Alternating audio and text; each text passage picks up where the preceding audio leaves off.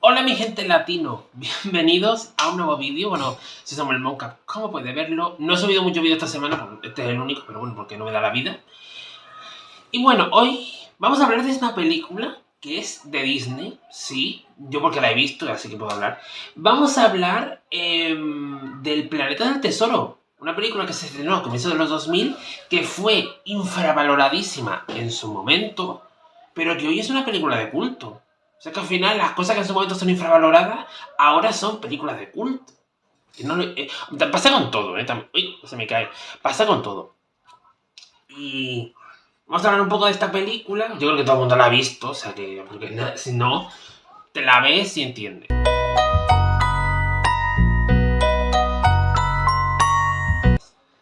Bueno, en el año, hace mucho tiempo, en el año 2002, pues se estrenó El Planeta del Tesoro. O sea, ya hace más de 20 años. Me siento, esto de, no sé, la vejez me respira en la nuca, Marce. Entonces, resulta que en su momento esta película contaba con 140 millones de dólares en presupuesto. Y es la película de animación 2D más cara de Disney. Y es que, ya que sí superarían esa cifra otras cintas 3D, como ya hemos ido viendo con el paso del tiempo. Pero el desempeño en taquilla no se correspondió con la apuesta que la gente pensaba, y es que fue un fracaso histórico para Disney, ya que recaudó solo 109,6 millones. Y además se suele decir que fue la película que fue la culpable de ese abandono de la animación tradicional en favor de las tecnologías nuevas que estaban surgiendo, que luego vimos, como por ejemplo con Rapunzel, con Enredados y con todo. Que Enredados ya va a haber un live action, cuidadito. Pero es lo que se dice que esta película fue la culpable de este fracaso, ¿no? En fin. Y tampoco se contado grandes nombres del estudio que la salvó pues del desastre. Pero claro, 20 años después, bueno, 24 años después de de todo ese momento, aunque a día de hoy no es una de esas películas que fracasaron injustamente en taquilla, no se la puede considerar dentro de ese rango, ha conseguido ser reivindicada por mucha gente. Por cierto, este vídeo va dedicado a una amiga que esta película le encanta, que el protagonista de la película es su crush, así que esto va para ti, tía, amiga, esto va para ti. Nayara, esto va para ti. Si estás viendo este vídeo, y lo compartiré por el grupo y lo etiquetaré a ver si lo ve este vídeo. Y esta película, pues, por estos fans ha sido reivindicada. El Planeta del Tesoro y ha hecho que estos fans que la han reivindicado bien sean movidos por la nostalgia de los 2000, que está muy presente a día de hoy, o destacan algunos de los méritos en la propuesta de esta película, porque los tiene. Y a día de hoy, es lo que he dicho, es una peli de culto. Esta película se fue rechazada 3 veces, ¿vale? Se trataba de coger la idea de la isla del tesoro de Robert Louis Stevenson, llevándola al espacio, que es básicamente lo que querían, para dar un aire más fresco y que trajese al público. Aunque la película El Planeta del Tesoro se estrenó en el año 2002, la idea se presentó muchísimo tiempo antes, en plenos años 80, concretamente en 1985, junto con la idea de La Sirenita, que se estrenaría 4 años después, en el 89. Disney optó por llevar a los espectadores bajo el mar. Eligieron la idea de La Sirenita. Pero Ron Clements y John Musker no se desistieron. Siguieron intentándolo. Se llevaron 3 negativas. Y lo que hicieron que las películas de Aladdin y Hércules recibieran el sí.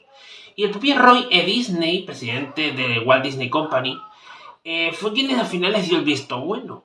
Se dice que en parte por darle las narices a Jeffrey Katzenberg, jefe de estudio en el momento, quien había rechazado el proyecto. O sea que digamos que había un poco de beef entre esas dos personas. Pero aparte de la rivalidad y que casi se jalan de la greña, Roger Disney tenía cierta tendencia para la innovación. Sacó Fantasia 2000. Para gente que vimos Fantasia 2000, yo la vi. Fantasia 2000 me parece, creo que también un poquito infravalorada, pero también estuvo muy bien. También fue otro de los fracasos de su momento, pero a mí la verdad es que me gustó. Justamente en un momento que la etapa del renacimiento de Disney, estaba llegando pues a su fin.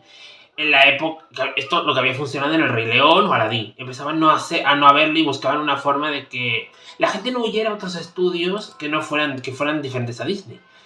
Y se dice que es una idea como demasiado clásica o incluso anticuada para su tiempo. ya que después de Tarzán después de que Tarzán, que considera que así era la edad dorada de Disney, el estudio de Disney se encontraba en un punto en el que no sabía dónde podía ir. Y probó de todo, como la película Dinosaurio, comedias, una joya del cine que es El Emperador y sus locuras, ¿vale? O aventuras clásicas con un toque de fantasía como esta, El Planeta del Tesoro. Incluso aquella rara avis de animación tradicional y acuarela, que cuando todo el mundo tendía hacia el 3D, como Lilo y Stitch, que es joya del cine, que tuvo también su live action. Pero ninguno de estos intentos de jugar con la tecla, aunque Lilo y Stitch es historia del cine. Es cuando Clements y Masker no se rompieron la cabeza con el guión de Planeta del Tesoro. A diferencia de los clásicos de Disney, que reinterpretan los cuentos clásicos hasta hacerlos, o incluso los hacen un poco irreconocibles, como Hércules y la reinvención de los mitos griegos, ¿no? En esta ocasión ellos se mantuvieron bastante fieles a la trama del Planeta del Tesoro, ya siendo mayor cambio que el protagonista Jim Hawkins era un adolescente rebelde abandonado por su padre en vez de un niño. Pero en general tiene la esencia de historia clásica de aventuras, que a lo mejor para el momento, hablamos cuando se empezó a estrenar la película, quizá era demasiado clásica. Pero hay que entender un poco ese contexto, ¿no? Obviamente todo tiene un contexto y hay que entender el contexto en el que sucedió este fracaso del Planeta del Tesoro. Y es que recordemos que en el año 2001 ya habían lanzado 2 películas de animación en formato 3D en el cine. Monstruos S.A., joyita. Mike Wazowski, joyita azul y toda esta gente. Seguí con la senda de comedias high concept que había marcado Pixar con películas anteriores, como por ejemplo Toy Story, e incluso con la franquicia de DreamWorks, con la joya de la trilogía del cine DreamWorks, que es Shrek. Sabrina Carpenter la Met Gala dijo que su película favorita es Shrek 2, joya del cine, no voy a decir nada más. Y resulta que Shrek y Monstruos S.A. era ejemplo de lo moderno, especialmente la película de Shrek, que había abierto una ventana a un sentido del humor mordaz y que todos querían emular el estilo de humor que se llevaría en los 2000. Y para colmo, el Planeta del Tesoro competía en sus semanas de estreno con un rival imposible de batir. Los comienzos ya eran como los comienzos de la saga Harry Potter, concretamente Harry Potter y la Cámara de los Secretos. Segunda parte de una franquicia que tenía a mucha gente en el bolsillo, evidentemente. No compartimos lo que piensa J.K. Rowling, lo sabemos. Esa señora deja de respirar moho, querida amiga. Bueno, no es mi amiga. Pero ¿qué pasa? Que el Planeta del Tesoro tenía una propuesta visual interesante, pero eso fue su virtud, pero también su error. Porque el guión del Planeta del Tesoro es bastante predecible y bastante sencillo. Y un hallazgo interesante de la película es su concepto y propuesta estética. No se llevaron a una isla del tesoro a unas naves espaciales a los Star Wars o Star Trek, ¿vale? Sino que mantenían la estética de las películas de piratas y se llevaron los barcos de vela al espacio exterior, dando un toque como retrofuturista y distópico bastante curioso y, digamos, un poco bastante distinto a lo que se hacía. Las morsas galácticas que protagonizan uno de los planos más bonitos de la película, los alienígenas con indumentaria casi victoriana, mundos post-apocalípticos, así como el protagonista que va en skater espacial de finales de los 90 sideral. Es una suerte es una suerte como de skater de finales de los 90. Se percibe como un constante diálogo entre la tradición y la innovación, el pasado y el futuro, que era justo lo que Disney estaba experimentando. Si en una cinta del momento tenía este tipo de mezcla de animación tradicional y digital, era en esta película. Y al parecer, y ciertamente, si lo vemos ahora, con los ojos de ahora, es una de las películas que mejor ha envejecido en ese sentido. Y donde la unión de los 2D y los 3D se siente muy natural. Además, esa colección de marrones, grises y ocres que componían esta película, ese estilo de dibujo y su diseño de personajes, que no era que no terminaba de conseguir que destacara como algo único y se perdía en otros títulos cercanos en el tiempo, como la película de Atlantis, El Imperio Perdido. También es una película infravalorada, y es maravillosa. Ojalá sea live action, te lo juro. La gente quiere que sea una live action de Atlantis, El Imperio Perdido, se protagoniza Jonathan Bailey. Yo diría que sí a todo. ¿Por qué Jonathan Bailey? Sí, ¿vale? Y que también Atlantis, El Imperio Perdido de la propia Disney. O aquellos descafeinados como Titán AE, o En Busca de Camelot, El Rey y Yo, o El Gigante de Hierro, que esta era de Warner, de la compañía Warner. Resulta que al final el Planeta del Tesoro se quedó como en tierra de nadie. Ya que partía siendo un concepto bastante arriesgado. pero que daban un desarrollo resultado bastante habitual, ¿no? Era bastante convencional la historia de aventuras que nos lleva por un lado, de un lado a otro del espacio sin ningún sobresalto o sorpresas, unido a un grupo de protagonistas que como que no tienen mucho carisma y sumaban bastante defectos para que esta película, El Planeta del Tesoro, pudiera al final se acabar hundiendo por sí misma. Disney logró por esta cinta una nominación al Oscar. Justo, a pesar de que era un fracaso, hubo gente a la que le gustó y fue nombrada al Oscar como mejor película animada. Y otro por Lilo y Stitch de la misma edición. Aunque evidentemente no pudo hacer mucho, ya que tenía un rival muy fuerte, que era El Viaje de Chihiro de Estudio Ghibli. Que por cierto, ¿cómo se llama? El Hayao Miyazaki y el Estudio Ghibli han sido nominados premio, no sé, creo que Princesa de Asturias, cuidadito, como Patti Smith. Resulta que es injusto, pero creo que también pensamos que es injusto cargar este batacazo en taquilla a esta película, con esta culpa de que Disney dejara atrás la animación lápiz y papel y se dirigiese a destinos más cuestionables. Por ejemplo, Chicken Little. Pero Chicken Little es maravillosa, es risas, es comedia, es todo. Puesto que en ese momento Lilo y Stitch había funcionado muy bien. Y ya no se podía frenar ese momento del cambio.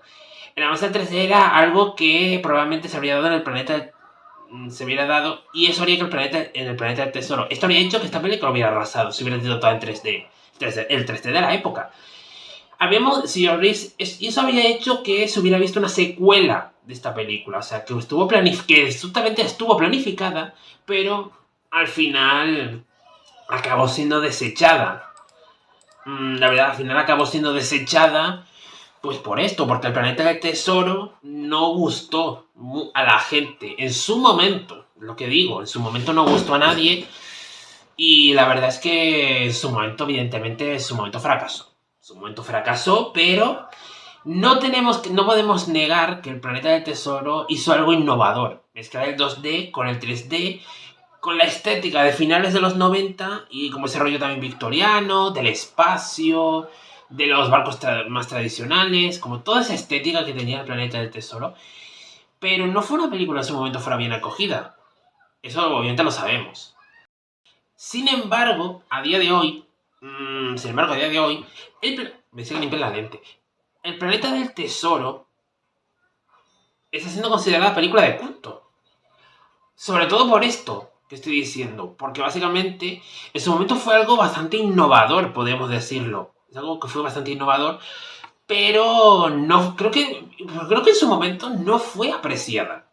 A día de hoy tú ves la película y dices, wow, o sea, era algo completamente nuevo para la época. Y yo creo que a lo mejor no supieron entender esta película en su momento.